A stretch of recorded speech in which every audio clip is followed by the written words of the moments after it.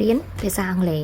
ចាអញ្ចឹងថ្ងៃនេះគឺរៀនពាក្យខាងក្រោមនេះអ្នកទាំងអស់គ្នានិយាយទៅនៅលើផលិតផលរបស់ញ៉ាំអីចឹងណាពេលខ្លះគេសរសេរពាក្យទាំងអស់ហ្នឹងព្រោះដោយសារតែមានអ្នកខ្លះគាត់អាឡែហ្ស៊ីនឹងរបស់ទាំងអស់ហ្នឹងអ្នកទាំងអស់គ្នាហ្នឹងហើយអញ្ចឹងអានេះគេសរសេរនេះគេបញ្ជាក់ប្រាប់ថានៅក្នុងមីហ្នឹងគឺមានសារធាតុទាំងអស់ហ្នឹងអញ្ចឹងផលិតផលណាអត់មានគេសរសេរពាក្យហ្នឹងហើយគេសរសេរខ្វែងអ្នកទាំងអស់គ្នាចា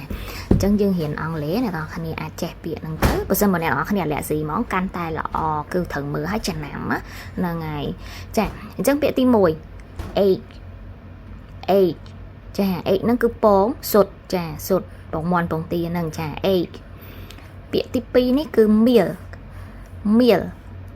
milk ចា milk milk គឺទឹកដោះគោចាទឹកដោះគោពាក្យទី3 wheat wheat wheat ចា wheat ចា wheat នេះគឺស្រូវសាឡៃចាពពួកស្រូវសាឡៃណាចាហើយចុងក្រោយគេនេះគឺ grab grab ចា grab ហ្នឹងគឺក្តាម grab